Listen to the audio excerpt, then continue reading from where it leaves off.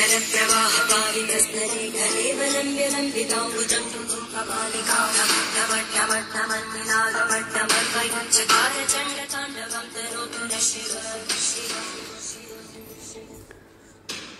நம்ம திருச்செங்கோடுல அமைஞ்சிருக்க அர்த்தநாரீஸ்வரர் கோவிலை பற்றி தான் பார்க்க போகிறோம்.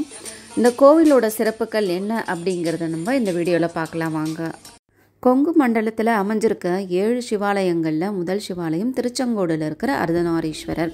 இதனுடைய பாறைகள் பார்த்திங்கன்னா சிவந்த நிறத்தில் காட்சி அளிக்கிறதுனால திருச்செங்கோடு அப்படின்னு பெயர் வந்ததுன்னு சொல்கிறாங்க. வாகனம் செல்றதுக்கு தனி பாதைகளும் இருக்குங்க.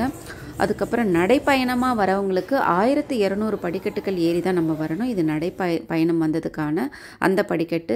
வந்த உடனே நுழைவாயிலுக்கு முன்னாடியே ஒரு விநாயகர் சிலை இருக்குது. நம்ம அதை சேவிச்சுட்டு உள்ளே நுழையும் போது நுழைவாயிலில் அந்த கதவுகளுக்கு மேலே 12 ராசிகளுடைய அந்த சிற்பங்களை செதுக்கி வச்சுருப்பாங்க. அதை நம்ம மறக்காமல் பாருங்கள்.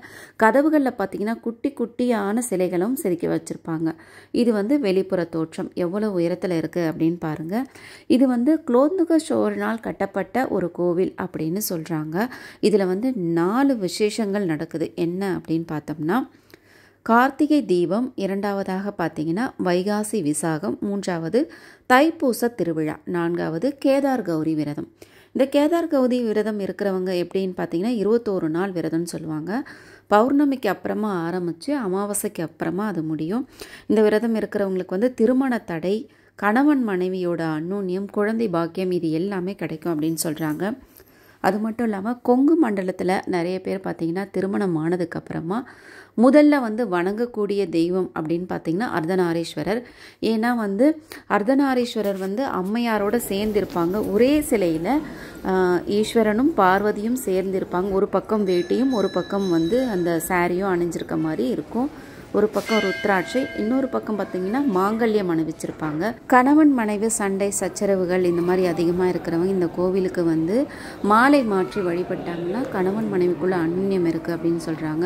இது நம்ம தமிழ்நாட்டுடைய கட்டிடக்கலைக்கு ஒரு சிறப்புன்னு சொல்லலாம். ஒவ்வொரு தூண்களிலும் அப்படி ஒரு நுணுக்கமான சிலைகளை வடிவமைச்சிருக்காங்க.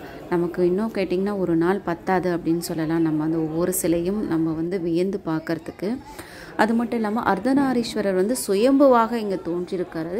செங்கோட்டு வேலவனுக்கும் தனி சன்னதி இருக்குது. செங்கோட்டு வேலவனை தரிசனம் பண்ணிவிட்டு அதுக்கப்புறம் அர்த்தநாரீஸ்வரர் தரிசனம் பண்ணிட்டு போகும்பொழுது நமக்கு குழந்தை பேர் இருக்குன்றாங்க. தைப்பூசம் அன்று தேர் இழுக்கும் விழா உண்டுங்க. செங்கோட்டு வேலவனுக்கு தேர் இழுப்பாங்க.